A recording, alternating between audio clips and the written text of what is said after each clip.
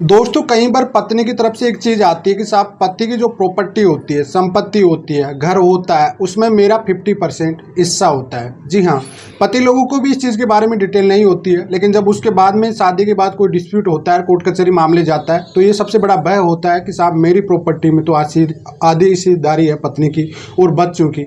तो ये आज की डेट पर सबसे ज़्यादा कन्फ्यूज होता है, खासकर उन लोगों के लिए जो मेट्रोपोलिटन जिनके कोर्ट कचहरी में केस चल रहे हैं उनको लेकर। तो वह सोचते कि साहब पत्नी की अपना आधा हिस्सा ले लेगी और बच्चों का हिस्सा ले लेगी तो मेरी संपत्ति से ले लेगी, तो क्या ऐसा कोई कानून है या नहीं है।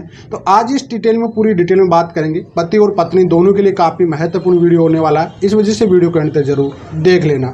तो चलिए दोस्तों, नो टाइम पास नो बकवास, सीधा करते हैं काम की बात। मैं हूं हंस। सेकंड बात दोस्तों, कमेंट में नंबर ना छोड़े। अगर आप मुझसे बात करना चाहते हो, डिस्कशन पूरी डिटेल होती है, अपॉइंटमेंट बुक करके आप बात कर सकते हैं।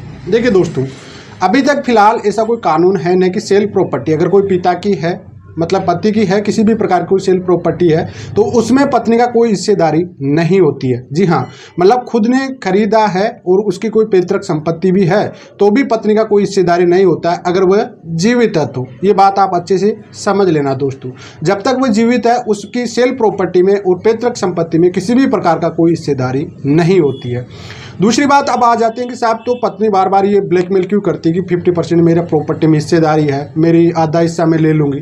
तो देखिए, ये कई बार क्या होता है कि पति पत्नी का एक डिस्प्यूट होता है और कुछ ऐसी गलत फहमियाँ रहती है कि साहब जब पति मेरा है तो आधा हिस्सा मेरा रहेगा। वो एक प्रैक्टिकल चीज़ में होता है, जैसे पति पत्नी की रिलेशनशिप में ये बातें होती है, लेकिन कानून में ये सब चीज़ें अलग हो जाती है जाके। ठीक है, तो ऐसा नहीं है कि पति की संपत्ति में पत्नी का कोई हिस्सेदारी नहीं होती है। इस सिचुएशन में जब तक पति जीवित है उस सिचुएशन में नहीं हो सकती है। साथ ही में बच्चों की प्रॉपर्टी में रिलेटिव 18 साल तक का जब तक वो वयस्क नहीं होता, मतलब माइनर है, तब तक उसको मेंटेनेंस देना पड़ेगा पिता को, लेकिन उसका प्रॉपर्टी में किसी भी प्रकार की हिस्सेदारी नहीं होती है। पैतृक संपत्ति में बच्चों की हिस्सेदारी हमेशा होती है, ये बात हमेशा माइंड में रखना। पैतृक जो संपत्ति होती है, पिता के पास जो पैतृक संपत्ति है उसमें बच्चे जन्मते ही उनकी हिस्सेदारी हो जाती है।